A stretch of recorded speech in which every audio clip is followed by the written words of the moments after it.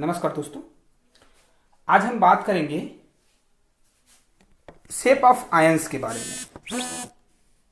ठीक है, कुछ बेसिक आयंस है जैसे अमोनियम, ठीक है, हाइड्रोजोनियम और ICl2-। ठीक है, तो इन बेसिक आयंस के बाद हम बात करेंगे कुछ कॉम्प्लेक्स आयन के बारे में। तो सबसे पहले देखते हैं कि बेसिक जो आयंस है उनका शेप क्या होता है। तो जैसे लिखा गया है H3O+, ठीक है, इसका मतलब समझिए जिसके ऊपर चार्ज लगा है उसी एलिमेंट के ऊपर आपको वो चार्ज लगाना है। तो जब इसको लिखेंगे तो ये होगा ऑक्सीजन प्लस, ठीक है, सेंट्रल एलिमेंट भी यही है और इसका जो प्रेजेंटेशन है वो ऑक्सीजन प्लस का होगा। जैसे ऑक्सीजन प्लस लिखेंगे तो क्या हो जाएगा, इसका कॉन्फ़िगरेशन 1s2 2s2 और 2p4 था, प्लस मतलब एक इलेक्ट्रॉन बाहर चला गया 2p3। ठीक है, अब देखिए ये इस तरीके से है। ग्राउंड स्टेट में अगर देखें तो ये होगा आपका 2s और 2p। ठीक है, अब ध्यान से देखिए कि यहां 2d ऑर्बिटल नहीं होता है। ठीक है, 2d ऑर्बिटल नहीं होने के कारण आगे एक्साइटेशन नहीं हो सकता, तो इसका एक्साइटेड स्टेट होगा ही नहीं। तो जो भी है ये ग्राउंड स्टेट है। ग्राउंड स्टेट के बाद सीधा आएगा आपका हाइब्रिडाइजेशन, जिसमें 3p ऑर्बिटल जो है 3 हाइड्रोजन के s ऑर्बिटल के साथ ओवरलैप कर जाएंगे। ठीक है, और डायरेक्ट आपके मॉलिक्यूल का फॉर्मेशन होगा। तो 2s एज इट इज है, कंप्लीट है। ठीक है, 2p 1, ठीक है, तो ये किसके साथ कंबाइन होगा, हाइड्रोजन के साथ। ठीक है, सेकेंड वाला जो है ये भी कंबाइन होगा आपके हाइड्रोजन के साथ और थर्ड वाला भी कंबाइन होगा आपके हाइड्रोजन के साथ। ठीक है, ये आपका हाइड्रोजन हाइड्रोजन हाइड्रोजन। तो टोटल इन्वॉल्वमेंट कितना हो गया है, 1s और 3p ऑर्बिटल का, तो ये बनाएगा आपका sp3 हाइब्रिडाइजेशन। ठीक है, इन्वॉल्वमेंट अभी भी s ऑर्बिटल का है और क्यों है आपको पता है। ठीक है, आपने अभी तक पढ़ा ही है इसके बारे में। तो इसका हाइब्रिडाइजेशन होगा आपका sp3। ठीक है, अब हमको पता है sp3 में टोटल नंबर ऑफ ऑर्बिटल्स जो होते हैं वो 4 होते हैं। ठीक है, लेकिन यहाँ टोटल नंबर ऑफ ऑर्बिटल 4 में एक लोन पेयर है। ठीक है, एक लोन पेयर प्रेजेंट है और 3 बॉन्ड पेयर्स हैं। तो जब इसका हम स्ट्रक्चर या ज्योमेट्री बनाएंगे तो ऐसा होगा ऑक्सीजन प्लस, ये आपका सेंट्रल एलिमेंट है। ठीक है, तो जो लोन पेयर ऑफ इलेक्ट्रॉन है उसको रिप्रेजेंट करिए इस तरीके से, अपर साइड ऊपर। फिर हाइड्रोजन हाइड्रोजन और हाइड्रोजन। ठीक है, याद रखिए तीनों हाइड्रोजन एक ही प्लेन में नहीं है। ठीक है, तीनों हाइड्रोजन जो है एक ही प्लेन में नहीं है। क्यों नहीं है, क्योंकि जब 4 जो लोब्स हैं उनको एक साथ अरेंज कर देते हैं तो रिपल्सन ज्यादा होने के कारण जो है एक जो है आउट अपसाइड या डाउन साइड प्लेन चला जाता है।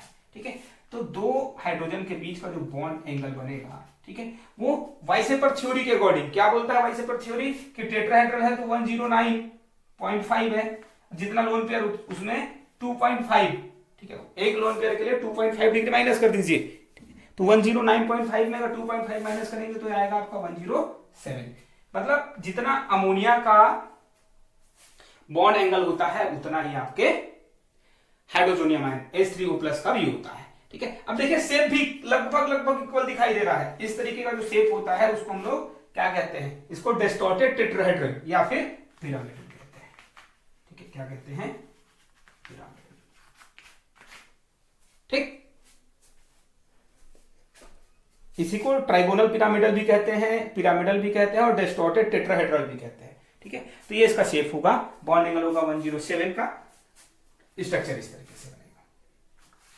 ठीक है, आगे हम बात करते हैं कुछ कॉम्प्लेक्स आयन का। ठीक है, ठीक है, कॉम्प्लेक्स आयन मैं एक ही बताऊंगा SO4 2-। ठीक है, और इसी के बेसिस पे आप जो है कार्बोनेट, नाइट्रेट, बोरेट, इन सब का स्ट्रक्चर आप आराम से बना सकते हैं, उसका शेप जो है कैलकुलेट कर सकते हैं क्या होगा। सबसे पहले देखें सल्फेट के बारे में बात कर रहे हैं। सल्फेट का जो सेंट्रल एलिमेंट है वो सल्फर है, लेकिन याद रखिए यहाँ माइनस चार्ज देख के इस 2- को सल्फर के ऊपर नहीं लगा देना है ना। एक्चुअल में जो माइनस चार्ज है वो ऑक्सीजन के ऊपर है, लेकिन 4 ऑक्सीजन है, 2 चार्ज है, तो डिस्ट्रीब्यूट कैसे होगा, तो किसी भी 2 ऑक्सीजन के ऊपर सिंगल माइनस चार्ज डिस्ट्रीब्यूट होगा। तो अगर लिखें तो इस तरीके का होगा, सल्फर एटम, 2 ऑक्सीजन एटम और 2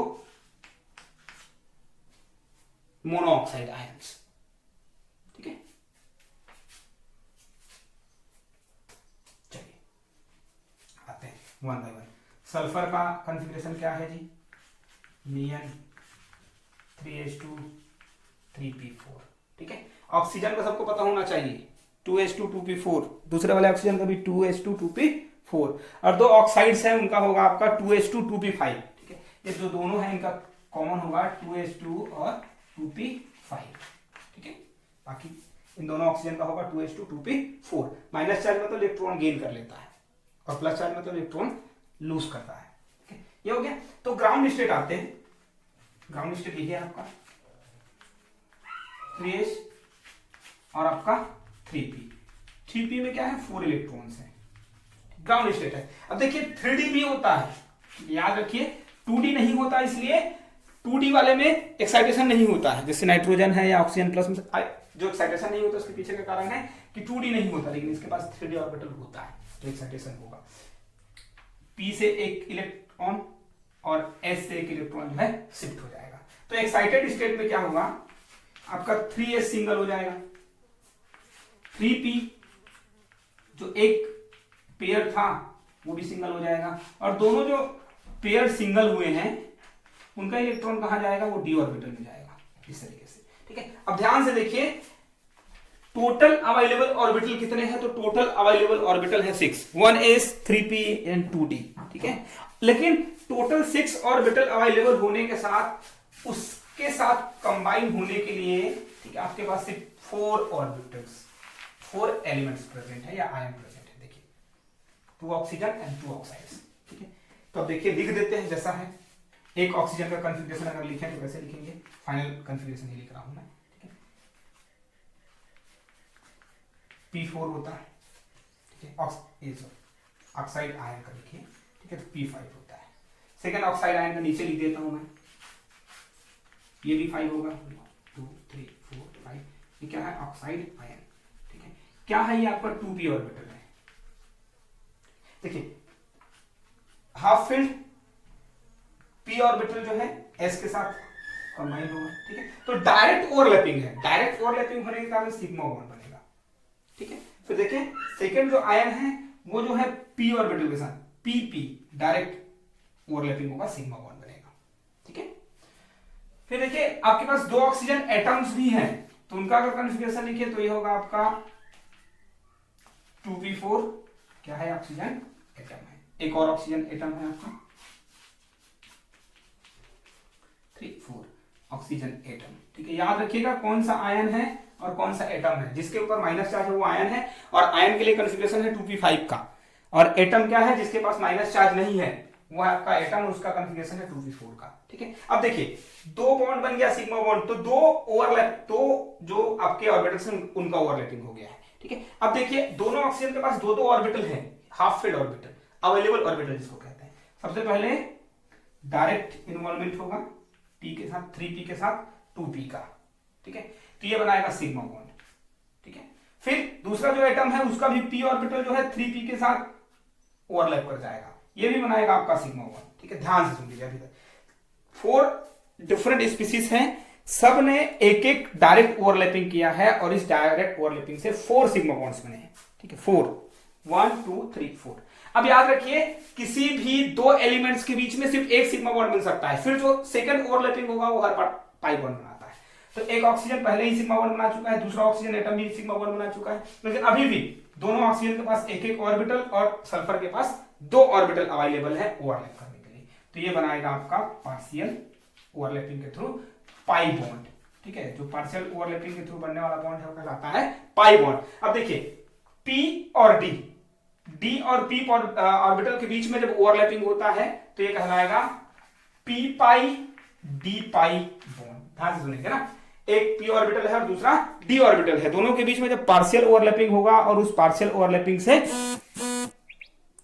जो आपका पाई बॉन्ड बनेगा वो कहलाएगा p पाई d पाई। लेकिन जब दोनों p ऑर्बिटल के बीच में पार्शियल ओवरलैपिंग हो और जो पाई बॉन्ड बने तो वो कहलाता है आपका p पाई p पाई, ठीक है। बॉन्ड सेम मैनर में देखिए एक आखिरी जो ऑर्बिटल है वो 2p z के साथ पार्शियल ओवरलैप करेगा और क्या बनाएगा जी, ठीक है। तो इस तरीके से ओवरलैपिंग ऐसे होगा और ये बनाएगा आपका फिर से पाई बॉन्ड, ये भी कहलाएगा आपका p पाई d पाई बॉन्ड। तो ये टोटल इस तरीके से हाइब्रिडाइजेशन होता है। ठीक, अब ये तो हो गया हाइब्रिडाइजेशन। अब इसका जब ज्योमेट्री देखेंगे तो कैसे रिप्रेजेंट किया जाएगा, तो ध्यान से देखिएगा यहां। ठीक है, तो पाई बॉन्ड्स कितने हैं, 4। ठीक है, तो हमको पाई बॉन्ड को रिप्रेजेंट करना है, क्योंकि पाई बॉन्ड जो है इंडिविजुअल होता है और सिग्मा बॉन्ड हमेशा पाई बॉन्ड के साथ होता है। तो सल्फर, इसके साथ आपके 4 सिग्मा बॉन्ड्स हैं, तो इनको अगर अरेंज करें तो ये इस तरीके का अरेंजमेंट होता है, टेट्राहेड्रल के जैसा। ठीक है, अब याद रखिए 2 आपके ऑक्सीजन होंगे और 2 ऑक्साइड आयंस। ठीक है, तो ऑक्साइड आयन सिर्फ एक एक ओवरलैपिंग कर रहे हैं, इसलिए सिग्मा सिग्मा बॉन्ड बनेगा। लेकिन जहां जहां आप ऑक्सीजन लिखेंगे वहां वहां आपको डबल बॉन्ड करना पड़ेगा, क्योंकि वो पार्शियल ओवरलैपिंग भी कर रहा है। ठीक है, और उसी पार्शियल ओवरलैपिंग के कारण जो है इस तरीके का स्ट्रक्चर बनता है। ठीक है, और ये क्या है जी आपका, सबको पता है, it is also known as tetrahedral.